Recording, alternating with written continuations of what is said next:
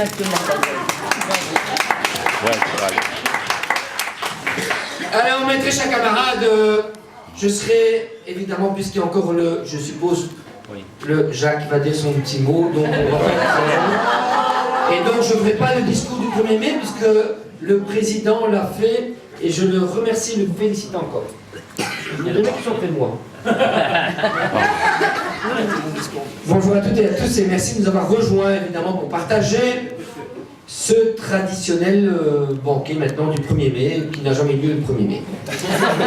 L'occasion de nous remémorer comme chaque année les combats menés par nos aînés, qui affrontant la peur, l'indifférence et l'arrogance des puissants, se sont battus afin de sortir de la domination d'un monde hyper capitaliste et ont lutté pour que nous puissions profiter aujourd'hui de meilleures conditions sociales et être réunis évidemment aujourd'hui. Et je remercie le président fédéral Bruno qui a vraiment marqué de son empreinte les mesures qui ont été prises et qui ne correspondent pas à nos convictions. Ces réjouissances qui nous réunissent ne doivent pas nous faire oublier la situation politique que nous connaissons depuis maintenant près de 2 ans. Et quand Bruno m'a remplacé comme député wallon, quand j'exerçais depuis 10 ans, je peux vous dire que depuis 2 ans, au Parlement fédéral, c'est vraiment la débandade. Un gouvernement d'ultra-droite qui multiplie les attaques frontales contre les travailleurs, les allocataires sociaux, mais également contre nos services publics qui se voient sous-financés. Un gouvernement qui ne pense qu'à détourner les moyens du XXIe siècle pour les mettre au service des vieilles idées de rente et de régression sociale du temps de Germinal. Au lieu de prendre l'argent là où il se trouve, Quentin l'a dit, ce gouvernement préfère s'attaquer une fois encore à nos politiques de solidarité en voulant concrétiser à tout prix l'ambition du Mayor d'Anvers. Réaliser des économies sur notre système de sécurité sociale. Habiles, ils expriment son déficit en milliards d'euros pour mieux frapper l'opinion, jamais en pourcentage. Mes camarades, retenez ce que je vais vous dire. Le budget de la sécurité sociale étant de 55 milliards, le déficit en 2014 représentait 5,5 milliards, soit 10%.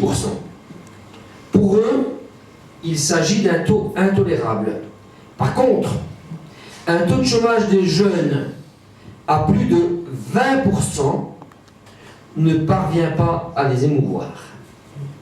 Inventif, il ne tarde pas à trouver la solution. Limiter la protection sociale. Certes, il pourrait accroître les ressources en ponctionnant davantage les nantis, en mettant en place un système fiscal plus juste, en renforçant la lutte contre la fraude fiscale. Il n'en est rien. Admirable arithmétique de l'inégalité. In fine, ce seront encore les travailleurs qui seront les principaux contributeurs de ces politiques antisociales voulues par le gouvernement des riches.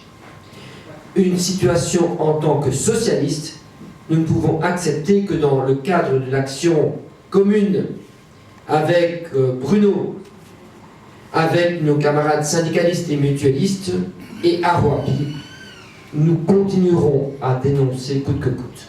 Chers amis, au-delà de cette réflexion politique dans laquelle j'espère nous nous trouvons, j'aimerais profiter de l'occasion qui nous réunit aujourd'hui pour rendre un hommage appuyé, vraiment appuyé, à notre camarade Jacques Hugo.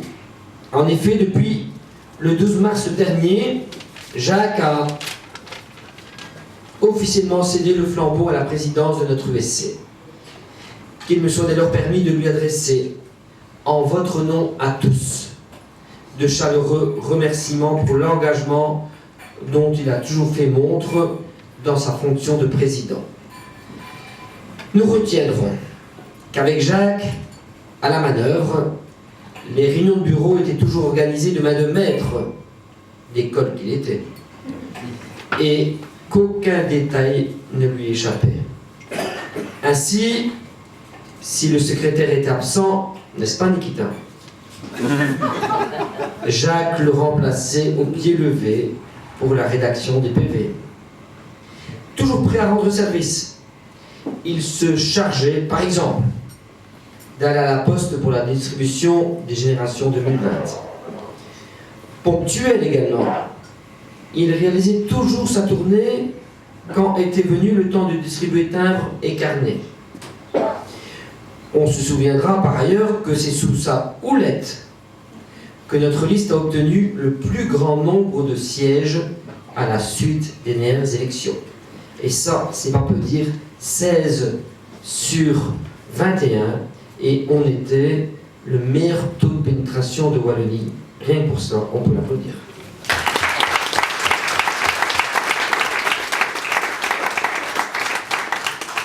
Je m'en voudrais enfin de ne pas souligner son sens de l'écoute, qui se traduisait par le point d'honneur qu'il mettait à tendre une oreille attentive à toutes nos sections étapuisiennes, et vous n'oublierez jamais le tour de table à chacun de nos bureaux du PSLB.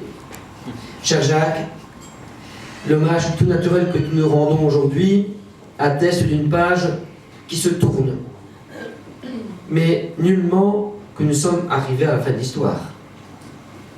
Je suis en effet persuadé qu'entre la réalisation de 2 maquettes, véritable passion qui te tient à cœur, tu poursuivras ton engagement comme tu l'as toujours fait au profit d'une société plus juste et égalitaire, que nous aurons évidemment encore moult occasions de passer d'agréables moments de convivialité partagée.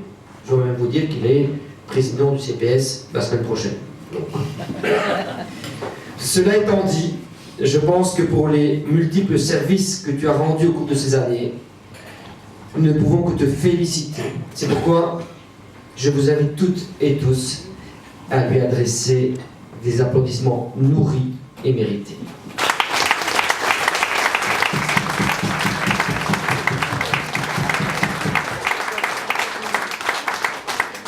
Avant de vous laisser partager le merveilleux repas concocté par Nono et tous ses complices, qu'on peut aussi applaudir, parce qu'ils sont vraiment à votre service.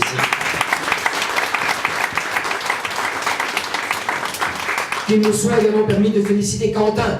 Ah oui. Quand même.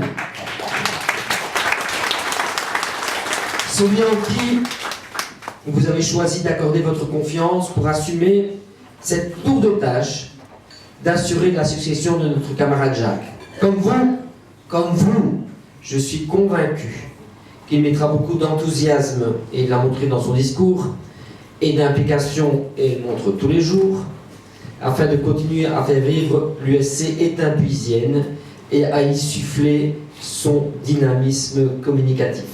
Sur ce, il ne me reste plus qu'à vous souhaiter bonne fête du 1er mai, et à toutes et à tous, je n'ai pas envie de vous dire un excellent appétit tout de suite, mais un excellent verre à partager.